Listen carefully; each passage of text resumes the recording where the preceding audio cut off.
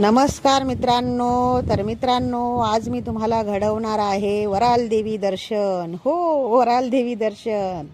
तर मित्रांनो, चला तर मग या माझ्या संगती. हे बघा मी निघालेली आहे गाईज वराल देवी दर्शनासाठी, आणि मी स्कूटीवर निघालेली आहे. हो, कारण वराल देवी मंदिर आहे ठाणा जिल्हा तालुका भिवंडी येथे. हो, ठाणा जिल्हा तालुका भिवंडी येथे आहे वराल देवी मंदिर. आणि त्या रस्त्याला फार ट्रॉफिक असते, खूप ट्रॉफिक असते त्या रस्त्याला. त्याच्यामुळं मी स्कूटी हा पर्याय निवडला. हो, कारण मोठी गाडी आणि कुठलीही कॅब वगैरे तिथून येता 4 ते 5 तास लागतात. म्हणून गाईज, तुम्ही कधी येत असाल तर बाईक आणि स्कूटीचा पर्याय खूप छान. आणि मग गाईज, मी आले देवळामध्ये, कारण मला आईची ओटी भरायची होती.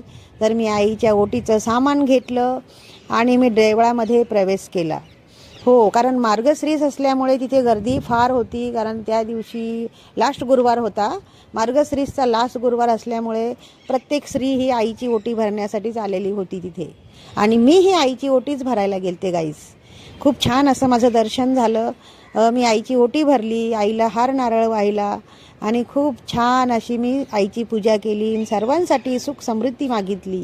हो, कारण आता नवीन वर्ष पण येतं आहे गाईज. आपल्याला हे वर्ष गेलं सगळं, काहींना खूप छान गेलं, काहींना खूप वाईट गेलं.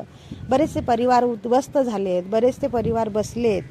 असं हे आपलं 2025 हे वर्ष गेलं.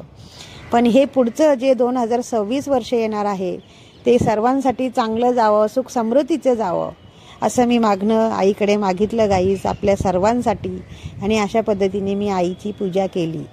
हो, आणि इतकं छान प्रसन्न वाटलं गाईज, कारण मार्गशीर्षचा महिना असल्यामुळे मी पूर्ण महिना नाही गेले देवळामध्ये. पण त्या दिवशी मला एकदम असं काय माहिती, अचानक माझं मन झालं की नाही, लास्ट गुरुवार आहे तर मी आज जायलाच पाहिजे आणि आईची ओटी भरायलाच पाहिजे. मग मी दर्शन करून बाहेर पडले गाईज. तर तुम्हाला सांगते, बाहेर पडल्याच्या नंतर बाजूलाच, आईच्या मंदिराच्या बाजूला मोठा तलाव आहे. हो, खूप छान आणि खूप मोठा तलाव आहे. तुम्ही कधी आलात तर नक्की या, खूप प्रसन्न वाटते तिथे. तर मग मी तिथल्या तलावातल्या माशांना खायला दिलं आणि अशा पद्धतीने मी माझं दर्शन पूर्ण केलं. तर मित्रांनो, तुम्हाला कसं वाटलं आईचं दर्शन करून नक्की कळवा.